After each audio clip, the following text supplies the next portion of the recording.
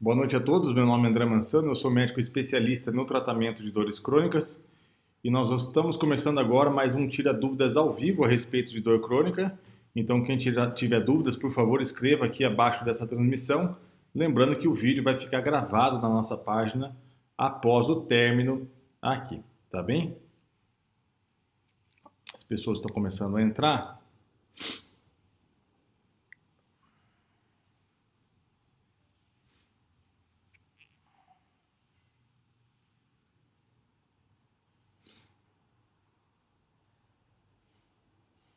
Vamos aguardar aqui a primeira pergunta.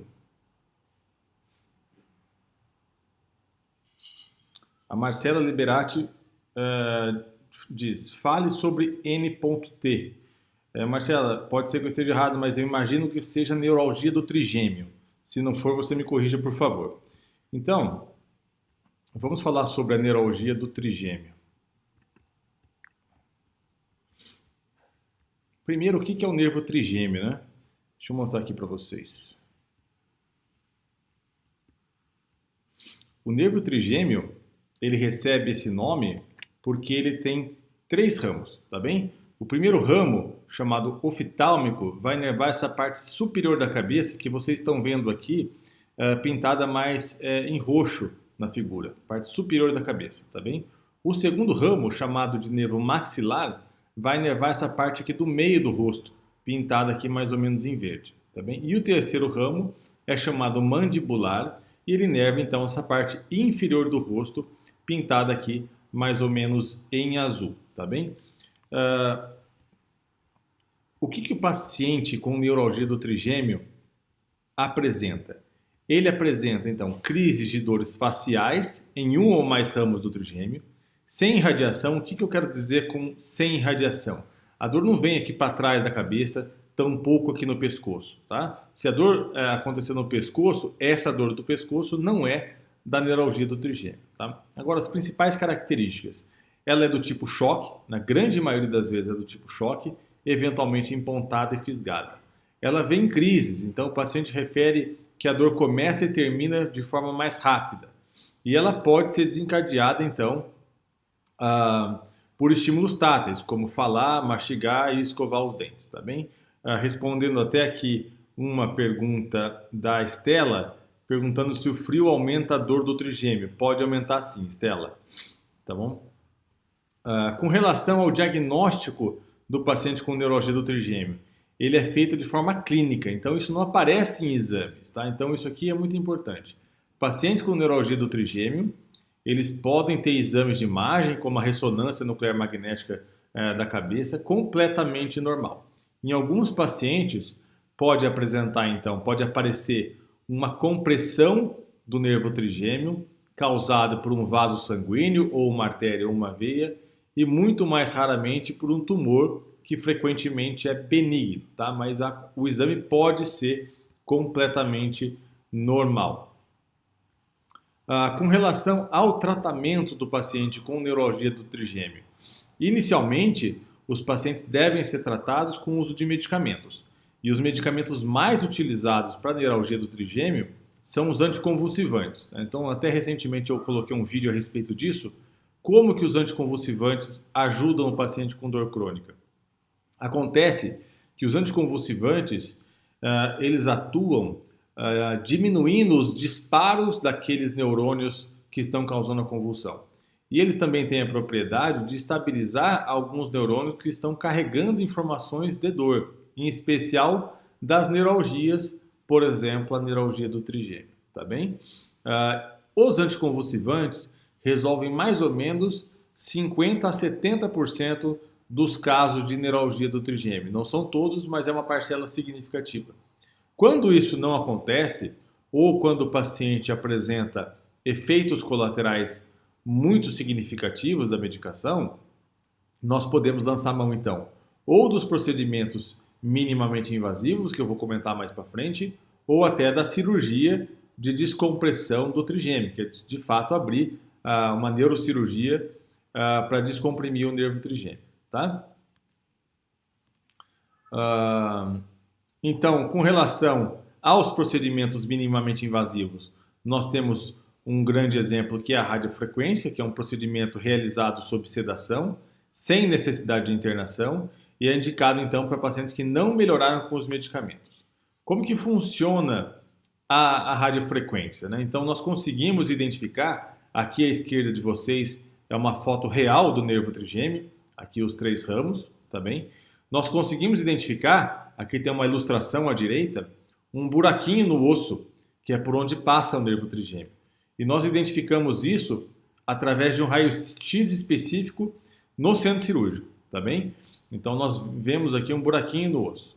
E nós conseguimos colocar uma agulha, não precisa de corte, dentro do nervo trigêmeo, o paciente recebe uma sedação para que isso seja confortável, tá bem? E aí nós emitimos uma corrente elétrica por essa agulha, uma agulha especializada, que tem como objetivo inativar esse nervo, tá bem?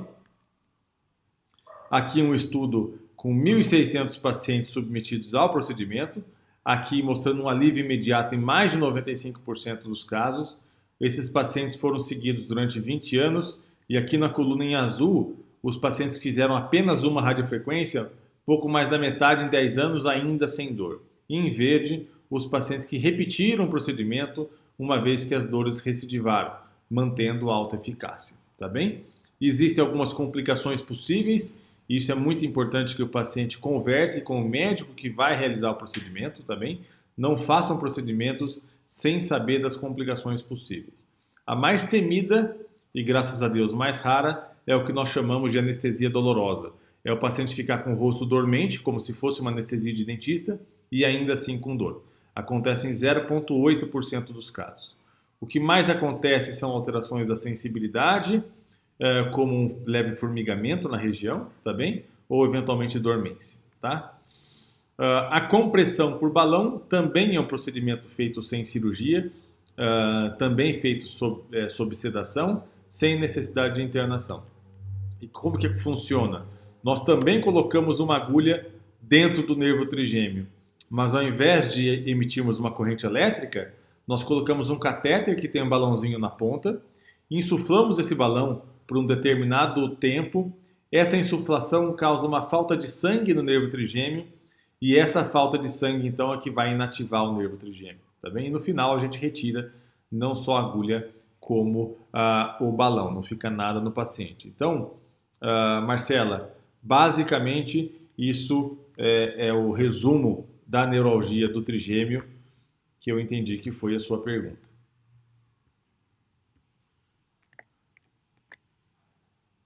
A Elizabeth dá boa noite, Elizabeth. A Giniane Acena. A Terezinha Magna Calvi diz, fale sobre Sjögren.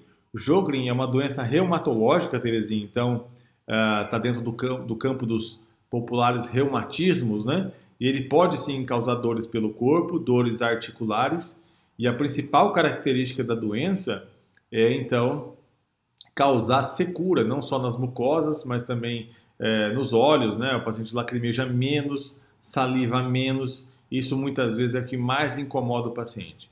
Mas pode então cursar com dores articulares sim. O profissional mais indicado para tratar um paciente com síndrome de Sjögren, sem sombra de dúvidas, é o reumatologista, tá bem? A Marcela confirma então que era sobre a neurologia do trigêmeo mesmo que ela queria ouvir. A Ilane Acena, a Célia Pereira e a Áurea da boa noite. Obrigado, Áurea, pelas palavras. Assim como a Silvia Mola diz boa noite, lombalgia. A respeito de lombalgia, Silvia, o que é muito importante? Mais de 90% das pessoas vão ter um episódio de lombalgia durante a vida. Claro, isso é muito comum. Acontece que a maioria é autolimitada, ou seja, isso passa sozinho, tá? Em um ano, mais de 96% estão sem dor. Apenas 1,2% a 2% dos pacientes vão ter dor crônica depois de um episódio de lombalgia aguda. O que é muito importante a respeito da lombalgia é o diagnóstico, né? Então, saber de onde está vindo a dor. A maioria são dores musculares, mas podem ser dores, por exemplo, originadas do disco intervertebral. Deixa eu mostrar para vocês aqui. Deixa eu achar uma figura para vocês aqui sobre o disco intervertebral. Só um pouquinho. Aqui. Então, isso que vocês estão vendo aqui é um esquema do disco intervertebral. Dentro do disco intervertebral tem uma substância gelatinosa que é mais ácida. Quando o disco sofre uma degeneração, essa substância pode entrar em contato com esses nervinhos que ficam aqui fora e causar bastante dor. Outra causa de lombalgia crônica é as artroses facetárias, tá? Então, isso que você está vendo aqui nessa animação são as articulações entre as vértebras da coluna. E são articulações como outras quaisquer, no sentido de ter cartilagem. Tem como tem a do joelho, como tem a do quadril, do ombro, etc. E também estão sujeitas a processos de degeneração, de artrose. E quando isso acontece, o paciente pode ter, então, dores lombares crônicas. Uma das formas de diagnosticar isso e, eventualmente, tratar é fazer o que nós chamamos de bloqueio facetário lombar, por exemplo. Então, o paciente fica deitado de barriga para baixo, recebe uma sedação, é opcional, na verdade, é possível fazer sem, e nós colocamos uma agulha dentro dessas facetas lombares, tá? Precisamente dentro, a gente faz isso guiado pelo raio-x ou pelo ultrassom no centro cirúrgico. E nós injetamos, então, uma substância anestésica e anti-inflamatória. Se com essa injeção o paciente melhorar, eu tenho certeza, então, que a dor vinha, de fato, de dentro dessa articulação. Isso é muito importante, tá? Estou um pouco gripado aqui, gente, desculpa. A Cláudia Zorzo diz: gostaria de saber sobre Lugol, que serve para várias dores. Cláudia, vou ser muito sincera com vocês.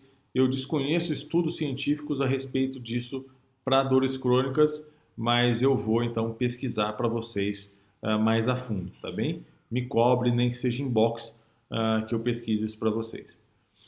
A Geniane Paulileia Messia diz: fale sobre lúpus. O lúpus também é uma das doenças reumatológicas, é dentro da família dos populares reumatismos. Então, o lúpus, como basicamente todas as doenças reumatológicas, são doenças causadas pelo próprio sistema imune. Então, o sistema imune, que é o sistema de defesa do organismo, reconhece algumas células do próprio corpo como perigosas, digamos assim, e começam a atacar essas células, né? Então, o paciente com lúpus pode ter dor nas articulações, ele pode ter problema nos rins, problema nos pulmões, nos rins, pulmões, articulações, no coração e vários outros órgãos, tá? Então, para fazer o diagnóstico do lúpus eritematoso sistêmico, é preciso avaliar o paciente clinicamente. Alguns exames podem ser solicitados para confirmar o acometimento desses órgãos ou, eventualmente, para documentar a presença desses anticorpos contra o próprio organismo, tá bem? Tem tratamento, com certeza, e é o reumatologista o melhor profissional. Marli Lopes e a Rita dão boa noite. A Célia escreve neuralgia, acredito que seja do trigêmeo, acabei de responder sobre isso. Dulcineia Cleide, Ana Paula Marques dá boa noite, boa noite. A Mariana Peixoto Souza. Doutor, por que no frio sentimos tantas dores em pontos operados? No caso, quem tem artrodese da coluna. Mariana, isso é algo bastante verdadeiro. Então, pacientes com dores crônicas, pacientes operados, referem bastante alteração quando a temperatura oscila, tá bem? Eu tenho inclusive um post a respeito disso. Existem algumas teorias científicas que comprovam isso, algumas teorias mostrando que os receptores de dor ficam um pouquinho mais sensibilizados no frio, outras teorias mostrando que os tecidos eles podem sofrer encolhimento ou dilatação de acordo com a temperatura, e isso pode então alterar a sensibilidade do paciente. Acontece que tem muitos pacientes que relatam isso é algo verdadeiro, e tem pacientes que reclamam bastante e temem quando o inverno está chegando, tá? A Dulce e a Rose dão boa noite, obrigado pelas palavras, Rose. A Carolina Marcondes de Souza diz: boa noite, doutor, fale sobre fibromialgia, por favor. Essa é uma pergunta que acontece em todos os tiradúvidas, eu acho extremamente importante. Então, vamos falar algumas coisas a respeito de fibromialgia. Primeiro ponto, que eu acho mais importante, é o diagnóstico. Por quê? Porque não é só fibromialgia que causa dores pelo corpo inteiro. Então, a fibromialgia acomete 3 a 4% da população, mais comum em mulheres, e o paciente usualmente se queixa de dores pelo corpo todo, cansaço extremo, eventualmente insônia, e outros sintomas, como sintomas gastrointestinais, urinários, respiratórios, etc. Acontece que nem todos esses sintomas são são causados pela fibromialgia. Existem inúmeras doenças que podem mimetizar, que podem simular uma fibromialgia. Alguns exemplos muito importantes. Problemas na tireoide, que é aquela glândula que fica no pescoço, que produz o hormônio tiroidiano, que é um grande responsável pela regulação do metabolismo corporal.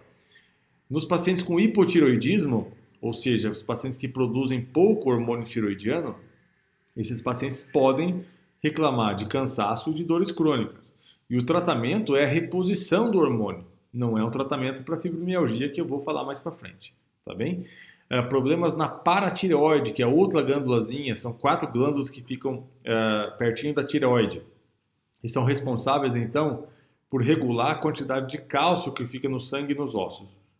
Problemas na paratireoide, como uma hiperfunção da paratireoide, ou seja, o hiperparatireoidismo, também podem causar dores pelo corpo todo, tá bem?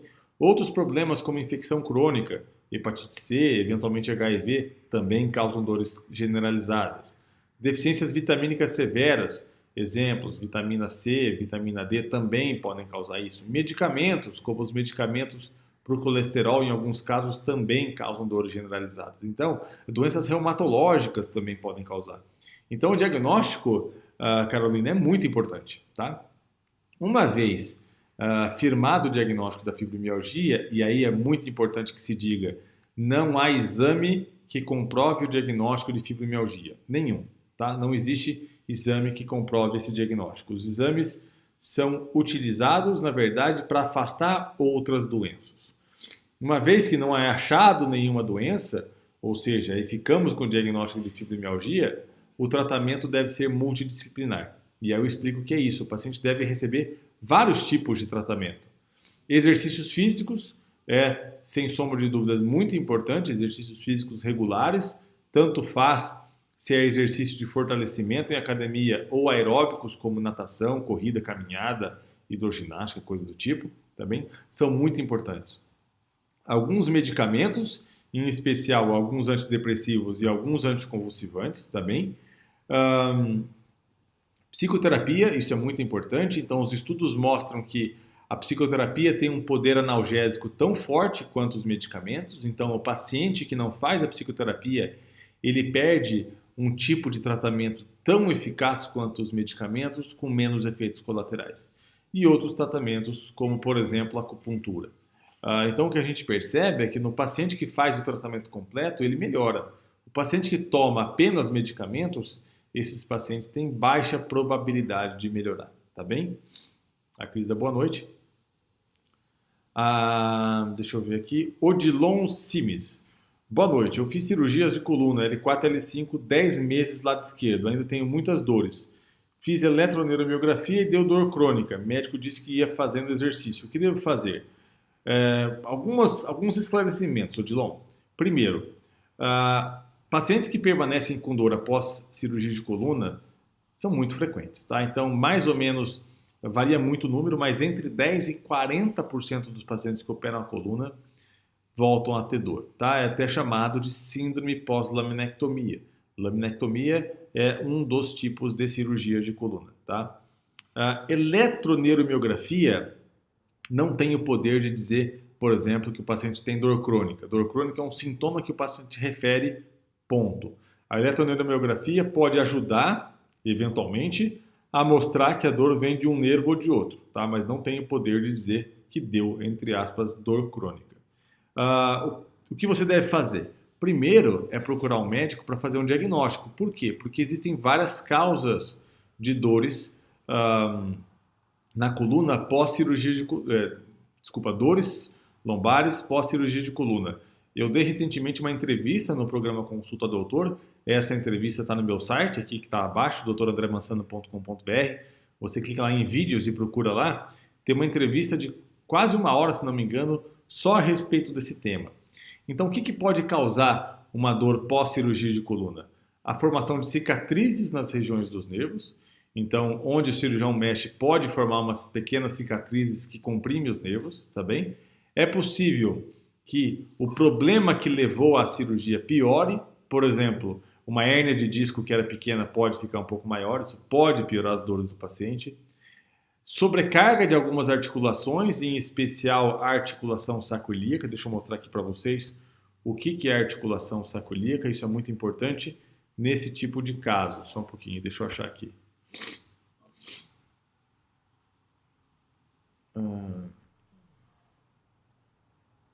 Aqui. Então, isso que vocês estão vendo aqui é a articulação sacroiliaca, tá? É a articulação que fica entre o sacro e o osso da bacia. Tá piscando aqui para vocês, tá? É uma articulação que tem cartilagem como outra qualquer e ela está sujeita a sobrecarga. E é muito comum em pacientes que fizeram cirurgias com pino e parafuso ter sobrecarga da articulação sacroiliaca. E quando isso acontece, o paciente pode ter uma dor lombar, pode ter uma dor na região dos glúteos e eventualmente essas dores podem descer até para a perna, tá bem? A única forma de fazermos o diagnóstico de uma dor da articulação sacroiliaca é fazendo o que nós chamamos de bloqueio da articulação sacroiliaca. E como que funciona isso? Deixa eu acelerar aqui um pouquinho.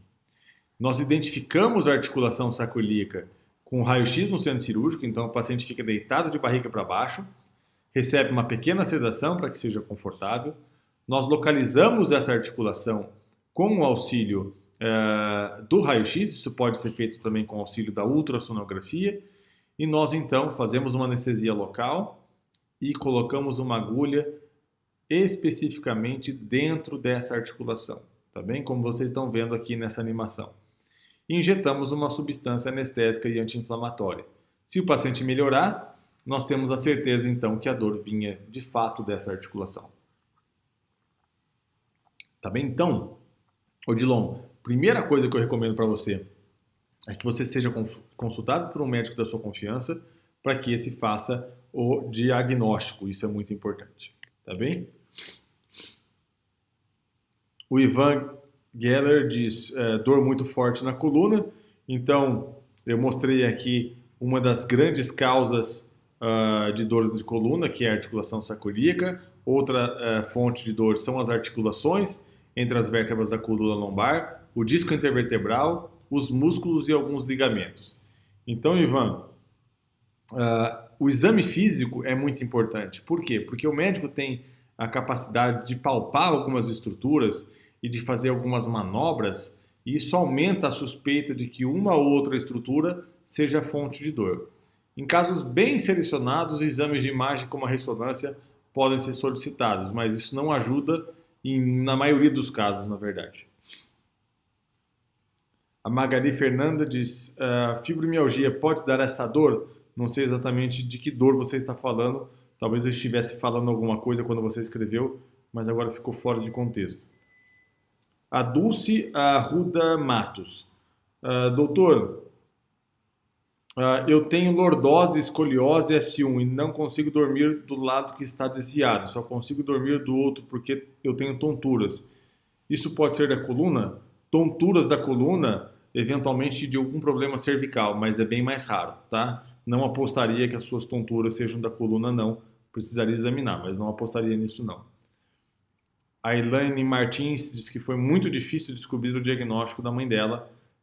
Não sei exatamente qual foi o diagnóstico, Elaine. A Lúcia, boa noite. Boa noite, Lúcia Lara. A Marisa Alves diz, doutor André, 2 meses que estou com dor nos glúteos e desce para as coxas e pernas. Já tomei remédios e nada. A infiltração também não resolveu. O que seria? Então, Marisa, é claro que eu precisaria examiná-la para ter uma noção mais exata do que está acontecendo com você, mas dores glúteas que descem para ambas as pernas, eventualmente isso pode ser um quadro de uma hérnia de disco um pouco mais no meio da coluna, tá? Então, deixa eu mostrar para vocês aqui o que é a hérnia de disco. Deixa eu achar aqui. Isso aqui que vocês vão ver é o disco intervertebral, tá bem? E com o passar do tempo ele pode sofrer processos de degeneração e a hérnia de disco acontece quando esse disco vem um pouquinho para trás aqui, como vocês estão vendo nessa animação, tá bem? E comprime o nervinho que desce para a perna, né? O popular ciático, digamos assim. Isso pode acontecer em um ou ambos os lados. A infiltração, que eu não sei como que você fez exatamente, pode resolver, mas não resolve em todos os casos. Uma das possibilidades, quando o problema é de uma hérnia e é preciso avaliar a forma da hérnia, é fazer o que nós chamamos de descompressão percutânea do disco intervertebral. Então, em um procedimento sem cirurgia, nós colocamos uma agulha dentro do disco intervertebral. Nós podemos, então, navegar um catéter por dentro dessa agulha e levar esse catéter até a região da hérnia e cauterizar a hérnia. Isso é apenas um dos dispositivos disponíveis. Existem dispositivos que têm como mecanismo a sucção, a aspiração desse conteúdo da hérnia. Isso se de fato for hérnia o seu problema. A fisioterapia é fundamental e em casos mais graves nós podemos então até indicar a cirurgia de descompressão, tá bem? A Damiana Lemos dos Santos diz: boa noite, meu pai sofre muito com a neuralgia e tem sentido um certo alívio com sessões de acupuntura. Que bom que tem trazido algum alívio. A acupuntura é um bom medicamento, uma boa terapia para vários casos de dores crônicas e tem pouquíssimo efeito colateral, né? Pouquíssimas complicações. Quando isso não resolve, nós podemos então tentar os medicamentos ou a radiofrequência ou a compressão por balão que eu citei anteriormente. A Estela Mares Jungs diz: eu uso o Tegretol CR 250. Quais são os seus efeitos colaterais com uso prolongado? Estela, os anticonvulsivantes, em especial o Tegretol, eles têm uma vasta lista de efeitos colaterais. Quais são os mais comuns? Os mais comuns são sonolência, tontura, eventualmente déficit de concentração, déficit de memória, de raciocínio. O que a gente sabe é que 1 a cada 3 pacientes vai ter, então, efeito colateral, pelo menos leve, do Tegretol. Em 1 a cada 24 vai ter, então, efeito colateral grave. Então, é possível que os eletrólitos sanguíneos sejam alterados, é possível que o fígado seja danificado, entre outras complicações, por exemplo, complicações até de pele podem acontecer, tá bem? É um medicamento, na verdade, que tem muito efeito colateral, por isso que a gente usa somente quando necessário. A Linda Gonçalves diz: doutor, fiz cirurgia de coluna C3, C4 com 2 próteses e L4, L5 com 4 próteses há 10 anos. Sinto muitas dores, principalmente no frio. Então, Linda, isso que você está referindo é algo bastante comum e eu comentei para um ouvinte algumas perguntas atrás. É a síndrome pós-laminectomia. Um dos tratamentos para isso é um implante de um eletrodo de estimulação medular, né? Onde nós colocamos um eletrodo que vocês estão vendo aqui nessa animação. Deixa eu mostrar aqui para vocês. Só um pouquinho. Então, nós colocamos um eletrodo aqui na coluna do paciente e conectamos isso a um gerador que fica debaixo da pele do paciente. E esse gerador emite impulsos elétricos o tempo todo para tentar inibir esse processo doloroso. Tá? Uma terapia um pouquinho mais avançada, digamos assim. A Ilane diz: ela sofreu muito, nunca ouvimos falar de trigêmeo. De fato, alguns pacientes, Elaine, acabam tendo o seu diagnóstico retardado, um diagnóstico atrasado, e isso aumenta muito o sofrimento do paciente. Hugo Pérez: doutor, uma pessoa com neurologia do trigêmeo, que tem marcapasso, que procedimento é recomendável? Na minha opinião, o paciente com marcapasso tem, com certeza, doenças do sistema cardiovascular, então não seria muito indicado fazer uma cirurgia, uma neurocirurgia, digamos assim, que é uma cirurgia mais agressiva. A radiofrequência pode alterar um pouco momentaneamente a função do marcapasso, então nesses casos eu optaria pela compressão por balão, que é um procedimento sem cirurgia, sem internação e que não vai alterar a função do marcapasso. A Tati Barreira diz: sou portadora de neuralgia do trigêmeo, faço uso de Tegretol e com graça de Deus estou sem crises. Excelente, Tati. Como eu disse, a neuralgia do trigêmeo é amenizada em até 50% a 70% dos casos com o uso de medicamentos. Só nos casos onde o medicamento não resolve é que nós optamos por procedimentos mais invasivos, tá bem? A Elaine diz, você faz muito bem com essas informações. Obrigado pelas palavras de incentivo, Elaine. E a Tati corrigiu só a questão do que o corretor do celular aqui escreveu Tegretol. Eu havia entendido, Tati. Maria Betina Araújo Leal. Amitriptilina serve para dores assim dos nervos e do esquentamento das pernas? Pode ajudar sim, Maria Betina. A amitriptilina, que é um medicamento antidepressivo, ela pode ter boa ação em dor crônica. Por quê? Deixa eu ver se eu tenho uma animação aqui para vocês.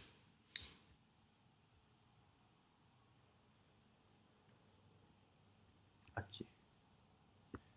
Aqui são as fases, desculpa que isso está em inglês, mas não é necessário entender essas palavras, tá? As fases quando o paciente sente dor, tá bem? Então, basicamente, nós temos algumas fases. Primeiro, tem um estímulo que causa dor, tá bem? Deixa eu acelerar isso aqui só um pouquinho. Então, por exemplo, um corte na pele que vocês vão ver aqui. Já vai aparecer. Então, aqui, o corte na pele. Os receptores de dor pegam essa informação do corte, transformam em atividade elétrica e levam, então, através dos neurônios para outro neurônio que fica lá na medula, tá? Essa comunicação entre um neurônio e o outro, ela é feita através de sinapses, que são conexões nervosas. E é feita através, então, da liberação de substâncias aqui entre um e outro, tá bom? Alguns medicamentos atuam na diminuição da liberação dessas substâncias, por exemplo, os anticonvulsivantes, tá? Depois que essa informação é transportada na medula, ela é então carregada até o cérebro, onde de fato nós vamos sentir a dor, nós vamos sentir onde é a dor, qual a intensidade da dor, qual é a característica da dor ou coisas desse tipo, tá? Então, o que está mostrando aqui a dor sendo encaminhada lá para o cérebro. E depois que é percebida a dor, o cérebro encaminha um estímulo de volta, que nós chamamos de um estímulo modulatório, que tem como objetivo diminuir a dor. É mais ou menos como o cérebro falando, bom, eu senti a dor, agora pode aliviar a dor do paciente, tá? E essa via que diminui a dor, ela é feita através de duas substâncias. Uma é a serotonina e outra é a noradrenalina, que são justamente as substâncias que a amitriptilina aumenta no corpo, tá bem? Então a amitriptilina pode ajudar em diversos tipos de dores, tá? É preciso então passar em consulta médica, na verdade, porque é um medicamento inclusive controlado. A Elaine diz que a mãe dela melhorou com Tegretol 1.200 miligramas, que inclusive é a dose máxima, tá bem? A Joaninha mandou um aceno, a Vera Lúcia, boa noite. A Maria Betina diz, tenho espasmo hemifacial, como devo proceder, uma vez que treme muito o olho e a face puxadinho na boca. Um dos tratamentos para isso, Maria Betina, é fazer a infiltração de toxina botulínica. A mesma substância que é usada pelo dermatologista para diminuir as rugas pode ser utilizada, então, para espasmo hemifacial. Em alguns casos específicos, é claro. A Marcela Liberati agradece, eu respondi a ela no começo a respeito da neuralgia do trigêmeo. A Sandra Gesser Jacobs. Doutor André, já usei muitos tipos de anticonvulsivantes. Tenho todas as dores de quem tem neuralgia, só não tenho os choques, moro em Curitiba. Já fui aos melhores neurologistas sem obter resultados. Será que a técnica que o senhor usa com o Botox ajudaria? Por favor, me ajude. Sandra, eu não costumo utilizar Botox para a neuralgia do trigêmeo por dois motivos. Primeiro, que o efeito dura pouco, tá? E segundo, que em cada 4 pacientes acontece que o rosto fica um pouquinho torto, tá? Então, que passa, desculpa, não dura para sempre, mas é algo desconfortável. Então, eu não uso muito Botox para a neuralgia do trigêmeo. Eu prefiro os procedimentos da radiofrequência ou da compressão por balão, ou eventualmente até a cirurgia em alguns casos. A Edna Almeida diz, fiz ressonância da coluna inflamada, médico disse Desculpa, tem algumas coisas que eu não estou entendendo. Deixa eu ver aqui, só um pouquinho. Fiz ressonância da coluna inflamada. Médico disse, fiz 10 fisioterapia, posso fazer academia com restrição. Sim, você pode fazer academia orientada pelo seu educador físico ou pelo seu fisioterapeuta, com certeza. Edemar Zampa diz, boa noite, doutor. Tenho hérnia de disco desde 96. Fiz bloqueio, as dores melhoraram, mas meus pés queimam muito. Tem solução? Obrigado. Edemar, é preciso inicialmente identificar se de fato essa queimação nos pés é proveniente da hérnia de disco, tá? Porque em alguns casos isso é dor neuropática. Não sei no seu caso, que eu não te conheço, mas, por exemplo, secundário ao diabetes, né? O que a gente conhece como neuropatia diabética. Nem sempre a ressonância que aparece, a hérnia que aparece na ressonância é causa de dor que o paciente está apresentando, tá bem? A Cristina Franzotti diz, boa noite, eu tenho 6 fissuras na lombar e um bico de papagaio e não aguento as dores, elas emanam em minha cabeça, o que seria melhor, obrigado. Inicialmente, Cristina, com toda certeza, fisioterapia, tá? Então, é necessário uma reabilitação osteomuscular para que, então, você tenha condição de melhorar de forma mais satisfatória. Apenas nos casos onde a fisioterapia não resolve, nós podemos lançar mão de alguns procedimentos minimamente invasivos. E só por último a gente vai pensar então em cirurgia. A Magali Fernanda diz, fibromialgia, qual o melhor tratamento? O tratamento multidisciplinar. Magali, exercício físico, medicamentos e psicoterapia. Geniane Paulileia Messias diz, doutor, dor entre o fêmur e tronco, dói que não consigo deitar do lado esquerdo. Geniane, uma das causas é a bursite trocantérica, que é uma inflamaçãozinha na bursa que fica ali do lado do quadril. Tem que examinar, a palpação usualmente causa bastante dor. A Ivone Silva, boa noite, doutor, tenho muitas dores na face, desce para o canal do nariz e dói todos os dentes. Já fiz tomo e cintilografia e não deu nada, só anti-inflamatório com cafeína. Ivone, uma das causas de dores na face, que dói no nariz, inclusive, é a própria neuralgia do trigêmeo, que eu respondi mais inicialmente, digamos assim, para Marcela Liberati. Foi a primeira pergunta que eu respondi. Então, assim que acabar essa transmissão, vai ficar salvo esse vídeo na nossa página, é só entrar ali, que é a primeira pergunta que eu respondi. Tá? Eu falo quase tudo sobre neuralgia do trigêmeo. A Lilian Veras Oliveira diz, tenho artrose, fibromialgia, tenho dores crônicas. Então, Lilian, o melhor tratamento para esse tipo de dor, de fibromialgia, é o que eu falei para Magali agora há pouco. É o tratamento multidisciplinar, tá bem? A Cláudia Taitsou diz, boa noite, doutor. Eu operei a lombar L4, L5, fiz artrodese e sinto muitas dores. E a médica diz que a dor é crônica e não tem cura, só tratamento. É verdade? Cláudia, é preciso esclarecer algumas definições. Dor crônica não significa dor intratável. São coisas diferentes. Dor crônica é uma dor que acontece. A definição de dor crônica é uma definição temporal, né? É no tempo. Dor acima de 3 meses é considerada dor crônica. Dor intratável é quando a gente faz de tudo e nada melhora. Então, as dores crônicas, na grande maioria das vezes, têm tratamento, que tem alívio e que a gente pode considerar isso cura se parar de doer, obviamente. Tá bem? A Maria Betina Araújo Leal diz, preciso de um jeito de acabar com essas queimações na cintura, perna que vem vindo desde que descobriu que tem lombalgia e herniação discal. Então, Maria, o tratamento da hérnia de disco, a gente fala que isso é escalonado. O que significa isso? Significa que a gente vai daquilo que é mais simples para aquilo que é mais complexo. Tá? Então, inicialmente a gente começa com fisioterapia. Se isso não melhorar, a gente faz bloqueios. Deixa eu mostrar para você o que é um bloqueio. Tá? Bloqueio.